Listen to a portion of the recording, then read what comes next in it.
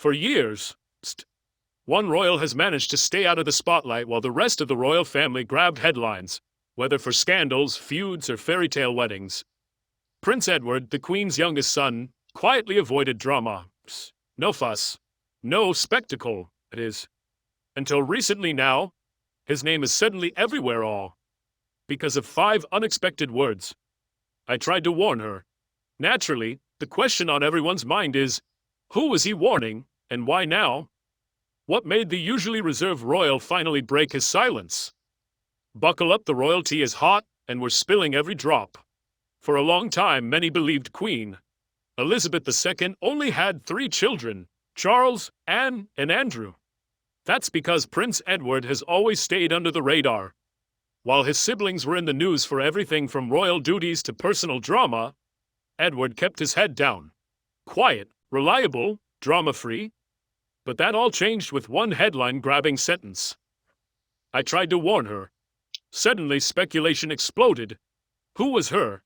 What was the warning, and why now? Many have pointed to Meghan Markle, ever since she and Prince Harry stepped back from royal life in 2020.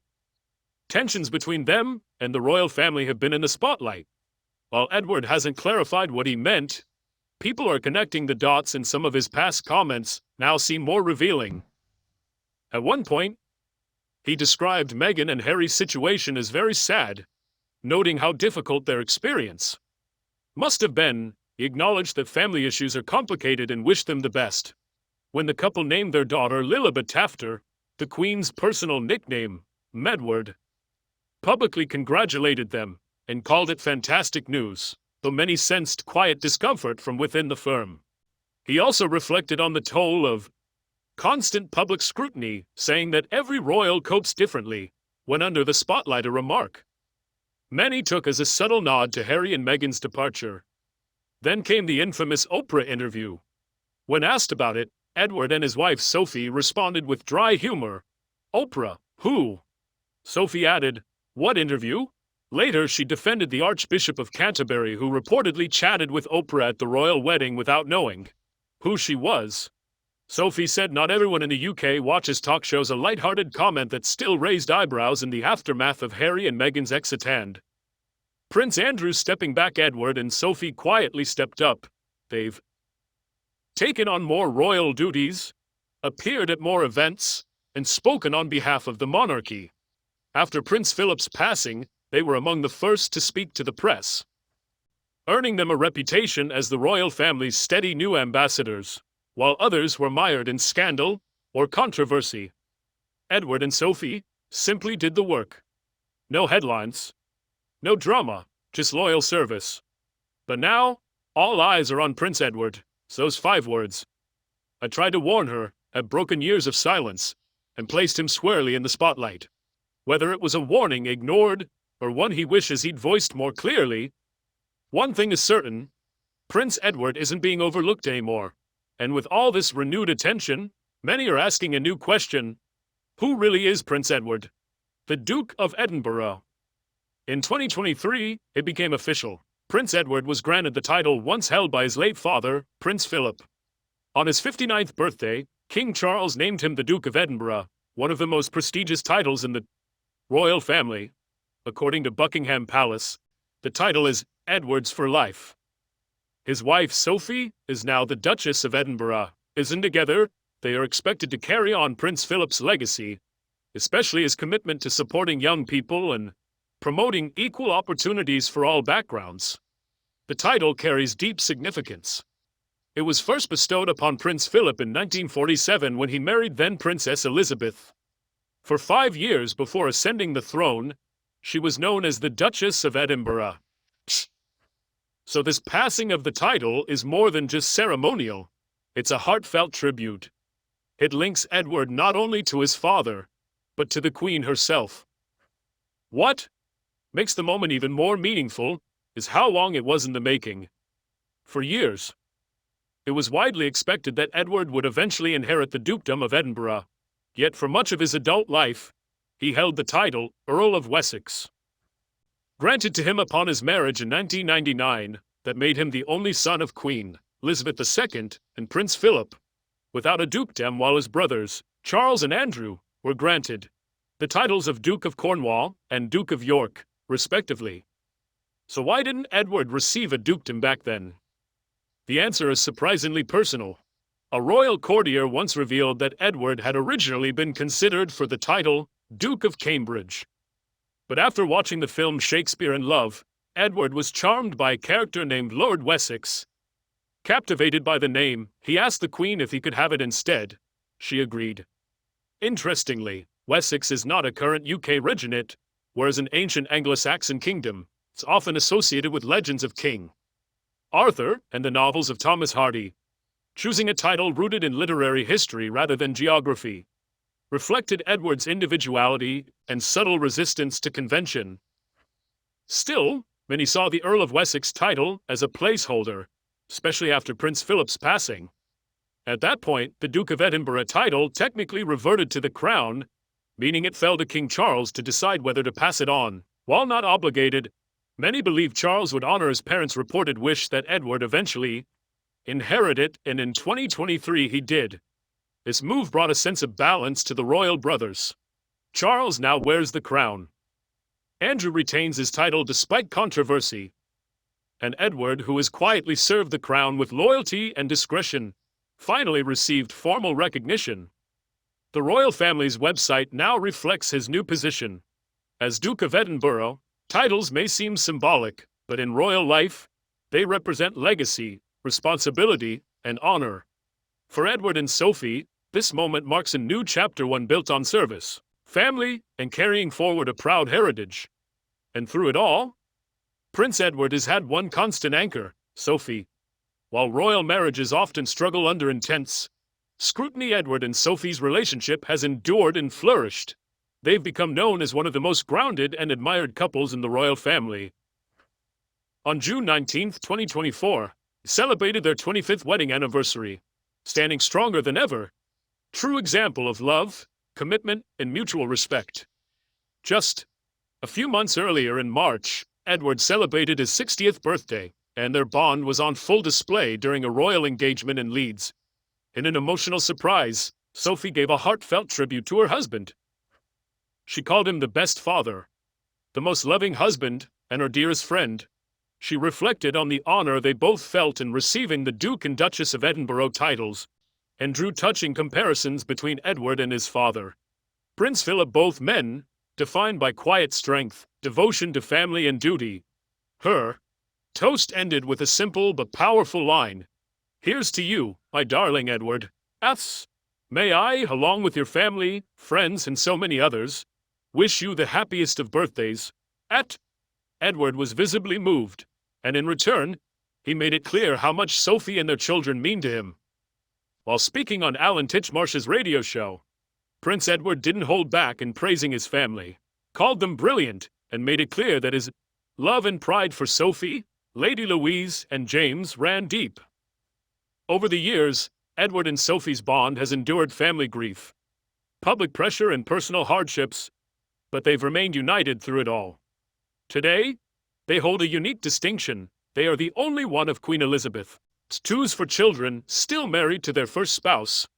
A love story years in the making, their story began quietly. 1987, a 23-year-old Prince Edward met 22-year-old Sophie Rhys-Jones at Capital Radio, where she worked in public relations. At the time, sparks didn't immediately fly. Ward was dating one of Sophie's friends. But fate had other plans. It wasn't until 1993 that their paths truly aligned.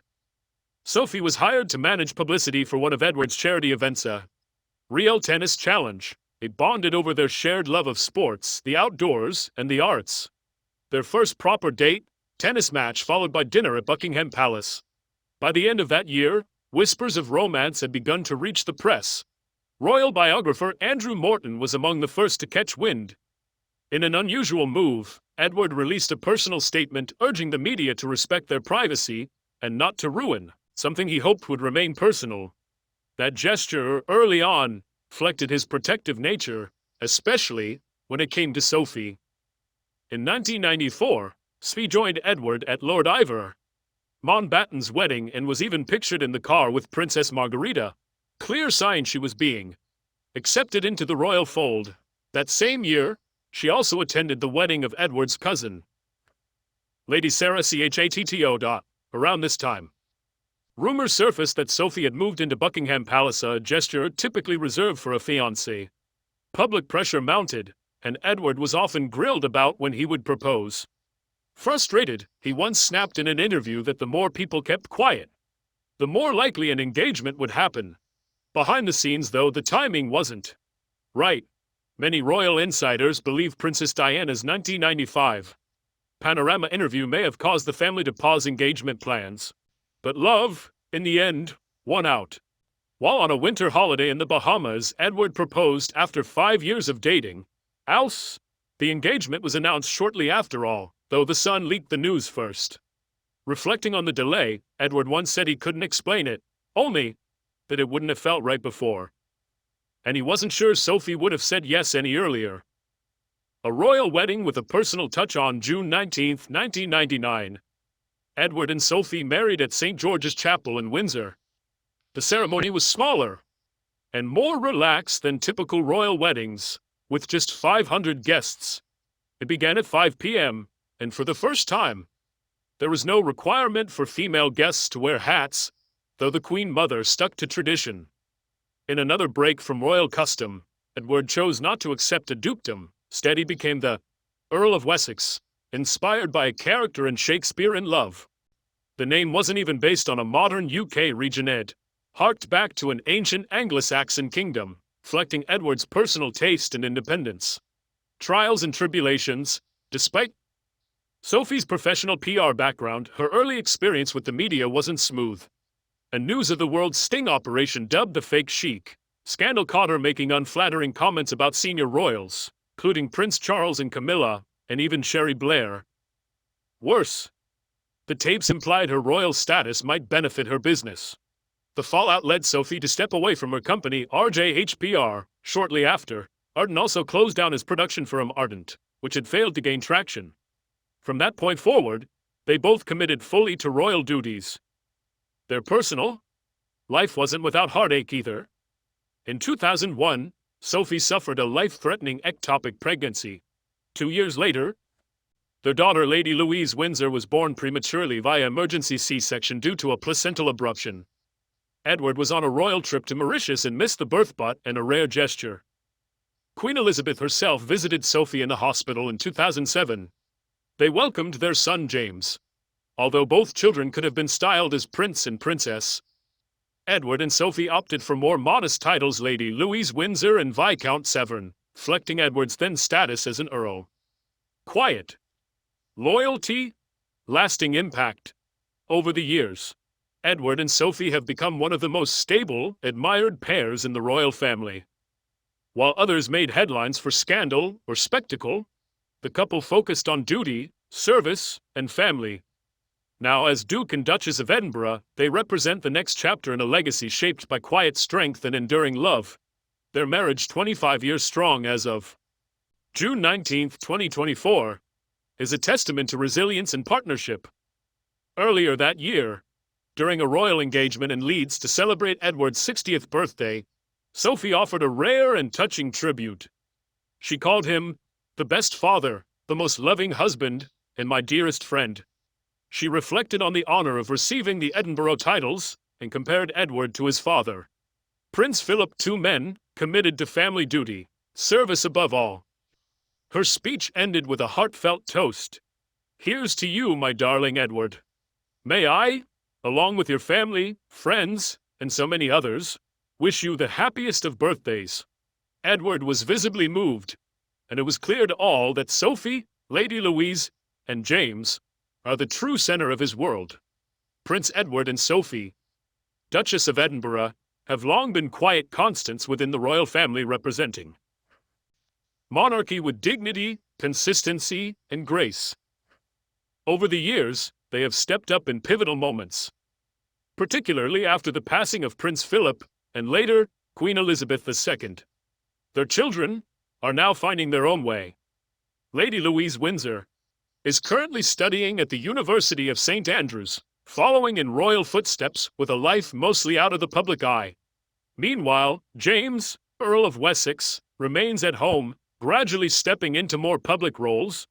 Then, on March 10, 2023, Edward's 59th birthday, long anticipated milestone was reached. King Charles officially granted him the title of Duke of Edinburgh, the same title once held by their father, Prince Philip. Sophie became Duchess of Edinburgh, and both were said to be deeply moved by the honor. It was a full-circle moment fulfilling Prince Philip's long-held wish that his youngest son would one day carry the title and legacy forward. Just 3 months later, on their 24th wedding anniversary, in June 2023, Edward and Sophie returned to where it all began, St. George's Chapel in Windsor, for the annual Order of the Garter ceremony. Standing alongside King Charles, Queen Camilla, Princess Anne, and the Prince and Princess of Wales, they symbolized the strength and stability of the royal family. Sophie turned heads in an elegant Amelia Wickstead dress, paired with the Philip Tracy Haddon Strathberry bag, while Edward wore the ceremonial garter robes with quiet pride. The scene was regal but deeply personal, marking not just duty, but the journey of two people who have weathered every storm together. Their story hasn't been without setbacks. Early media missteps, personal loss, and relentless public scrutiny tested their resolve. But through it all, Edward and Sophie have carried themselves with quiet resilience. They've never sought the spotlight, yet they've become one of the monarchy's most trusted and admired partnerships. As their children mature and their royal responsibilities grow, it's clear the Duke and Duchess of Edinburgh are no longer just supporting players. They become pillars of the modern monarchy, embodying a style of royal life built on partnership, purpose, and enduring love. Even now, after decades together, they look at each other the way they did on their wedding day with trust, admiration, and a bond that is rare, even in royal circles. Prince Edward's legacy of service, while Prince Edward's personal life has flourished, so too has his quiet but meaningful legacy of service. Unlike many royal headlines, his achievements haven't come from drama or spectacle but from dedicated philanthropy, especially in the areas of youth development, education, sports, the arts. Among his greatest contributions is his decades-long commitment to the Duke of Edinburgh's Award, the global program founded by Prince Philip that empowers young people to develop confidence, leadership skills, and resilience. Edward didn't just inherit this responsibility, he earned it. He completed the Gold Level Award himself in 1986, after trekking over 60 miles across the Scottish Highlands. The experience left a lasting impact. In the years that followed, Edward became deeply involved in the program's leadership. He served as a trustee in the 1980s, later chaired the International Council, and by 2015, was leading the Duke of Edinburgh's International Award Foundation, which oversees the program's global reach. Then, in 2023, he was officially named the patron of the award-taking, on the very role once held by his father. It was a natural transition that had long felt destined. Its involvement isn't symbolic, it's personal and profound. Prince Edward's approach to royal life has always been measured, humble, and purposeful. In a world that often rewards noise, he has chosen to build a legacy rooted in substance. Quiet but powerful reminder that true influence doesn't always need a spotlight. Years after completing the Duke of Edinburgh's award himself, Prince Edward went even further, raising over £2 million for the program by accomplishing a feat no one else ever has. Playing real tennis on all 50 known real tennis courts around the world. It was an ambitious, physically demanding challenge, but perfectly fitting for a man dedicated to pushing limits in quiet service. Through the award, Edward has traveled the globe, meeting young people and celebrating their achievements firsthand. From Ghana to Israel, Kenya to Chile, his commitment has been personal. He doesn't just show up for photo ops, he listens, learns, and honors every young person's journey. In Ghana, he stood alongside the country's president to present awards. In Baltimore, he encouraged students from underserved neighborhoods to take part in the life-changing program. Wherever he goes, he brings the same message. Your story matters. But Edward's dedication goes far beyond youth development. He supports over 70 charities, many of them focused on the arts, education, and sport. He serves as patron of the National Youth Theatre, the London Mozart Players, Northern Ballet, the British Paralympic Association, among many others. Through his work, he uplifts orchestras, drama schools, sporting organizations, helping them reach more people and expand their impact. In 1999, Edward and Sophie founded the Wessex Youth Trust, which evolved into the Earl and Countess of Wessex Charitable Trust.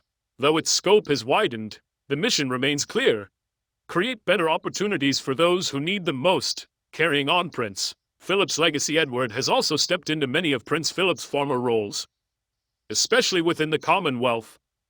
He opened the Commonwealth Games in both 1990 and 1998, and was named Vice Patron of the Commonwealth Games Federation in 2006. From Australia to Sri Lanka, South Africa to the Caribbean, he has represented the Crown across continents, often stepping in without fanfare, but with unwavering reliability. Following his elevation to Duke of Edinburgh, in March 2023, Edward and Sophie visited Scotland, where they met members of the Ukrainian and Eastern European communities displaced by war. The visit was yet another reflection of their ongoing commitment to being present for people in need, especially during difficult times. A royal life of purpose. Not every step has been without controversy. In 2011, a visit to Bahrain raised eyebrows after Edward and Sophie accepted jewelry from the ruling family, despite widespread concerns over human rights issues.